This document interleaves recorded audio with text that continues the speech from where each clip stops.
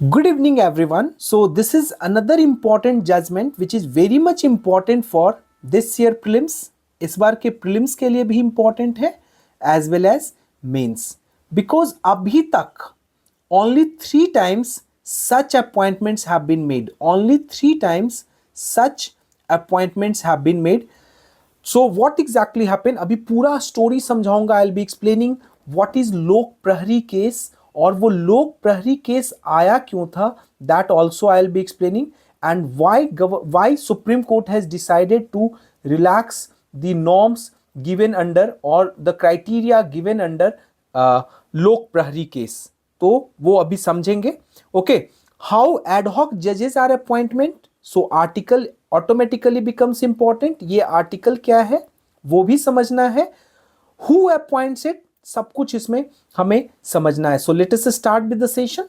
So recently what happened, supreme court ने high courts को allow किया है टू अपॉइंट रिटायर्ड जजेस on an ad hoc basis.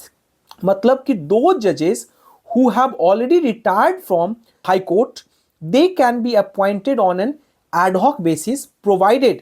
Supreme court ने ये बोला कि they hear only criminal appeals as part of a bench led by a sitting judge. मतलब कि जो ad hoc judges होंगे जिनका अपॉइंटमेंट होगा, they are only supposed to hear criminal appeals. वो सिविल अपील्स में नहीं बैठेंगे and they can be the part of a bench led by a sitting judge. तो एक sitting judge का होना is a compulsion. So let us first understand कि ad hoc judges का appointment होता कैसे है, how ad hoc judges are appointed. तो article 224A it basically deals with appointment of ad hoc judges. तो article 224A जो है originally it was not part of Indian Constitution. Originally ये part था नहीं. It was added through 15th Constitutional Amendment Act of 1963.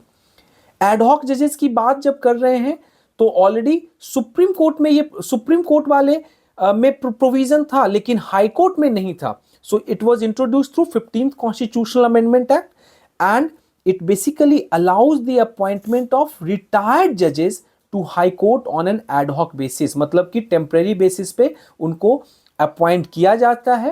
कैसे appointment किया जाता है? Generally chief justice of high court appoint करते हैं and it requires consent of two authority.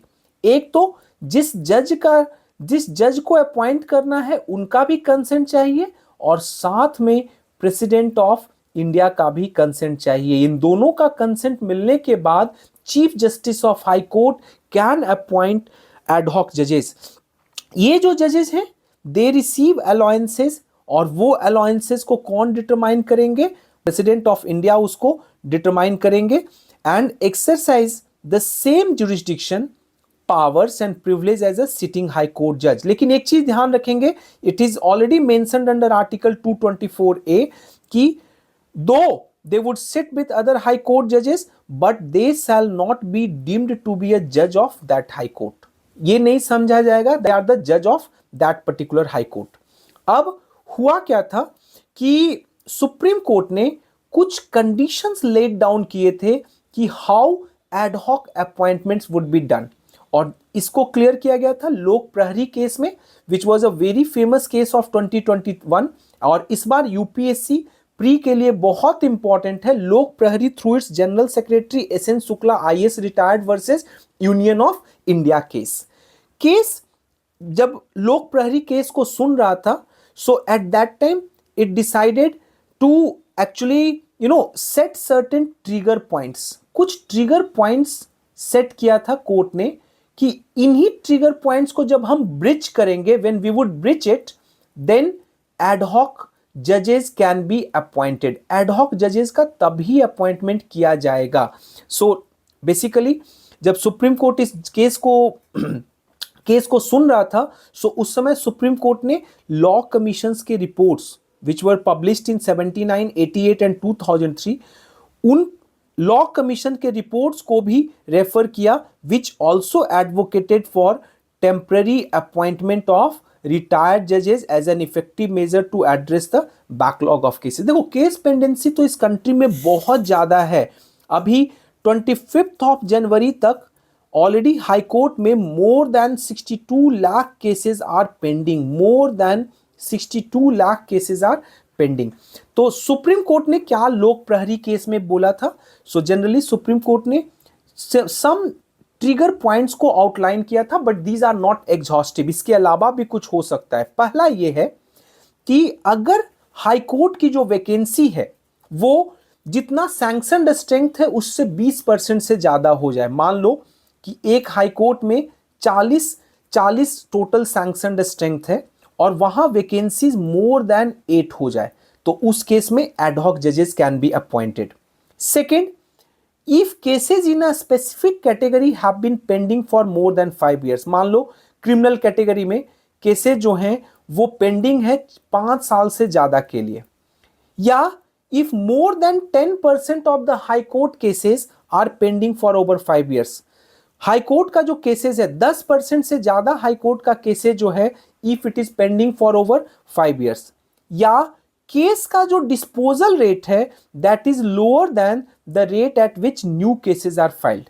मतलब कि case disposal rate is lower than rate at which new cases, नया cases ज्यादा आ रहे हैं देन डिस्पोजल रेट। तो अब खुद समझो, इसका मतलब pendency would further go up.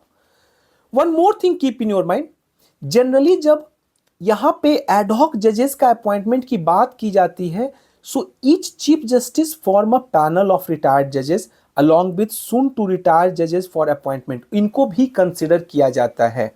Okay, सो अभी सुप्रीम कोर्ट का रिसेंट जजमेंट क्या है? रिसेंट जजमेंट जो सुप्रीम कोर्ट का है उसने कुछ कंडीशंस को रिलैक्स किया है। जैसे कि पहले क्या था कि अपॉइंटमेंट ऑफ एडहॉक जजेस तभी होगा जब जुडिशियल वैकेंसीज 20% से ज्यादा होगा, लेकिन अब ये वाला कंडीशन को सुप्रीम कोर्ट ने रिलैक्स कर दिया है। मतलब कि even if judicial vacancies have not exceeded 20%, even if not exceeded 20%, ad hoc judges can be appointed, okay. Next important thing is ad hoc judges जो होंगे they can hear only criminal appeals as part of a bench led by a sitting judge। ये सिर्फ और सिर्फ criminal appeals को सुन सकते हैं as part of a bench led by a sitting judge। number of ad hoc judges जो होंगे वो sanctioned strength के 10% से ज्यादा नहीं होंगे। मतलब कि अगर किसी हाई कोर्ट का सैंक्शनड स्ट्रेंथ इज 100, सो 10% से ज्यादा एडहॉक जजेस नहीं होंगे, मतलब 10 से ज्यादा जजेस एडहॉक नहीं हो सकते। सो क्योंकि इंडिया में करेंटली 50-55 स्ट्रेंथ से ऊपर है नहीं, तो जनरली 2 से 5 सच अपॉइंटमेंट्स कैन बी मेड। अब ये चेंज ऑफ स्टैंस क्यों सुप्रीम कोर्ट ने लिया? एक तो अभी मैंने बताया कि नेशनल जुडिशियल डेटा ग्रिड के हिसाब से more than 62 lakh pending cases हैं, और 62 लाख पेंडिंग केसेस में somewhere around more than 18 lakh cases जो हैं वो क्रिमिनल केसेस हैं।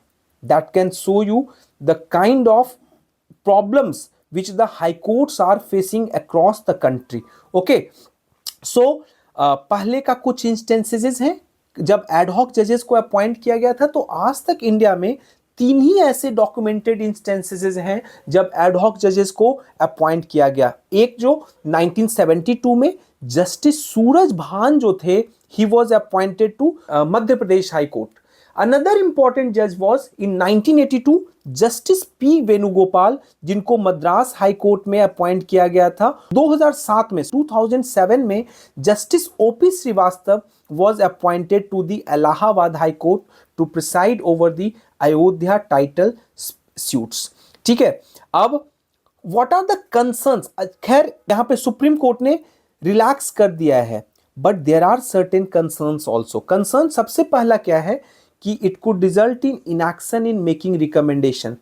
गवर्नमेंट जो है, मतलब जो सुप्रीम कोर्ट है, वो रिकमेंडेशन शायद नहीं करे रेगुलर जुडिशियल अपॉइंटमेंट्स के लिए, और हो सकता है कि काउंसिल ऑफ मिनिस्टर जो है, मिनिस्ट्री ऑफ लॉ जो है, वो कॉलेजियम के रिकमेंडेशन को फॉरवर्ड नहीं करे, उनको लगे कि एडहॉक जजेस से ही तो काम चल रहा है।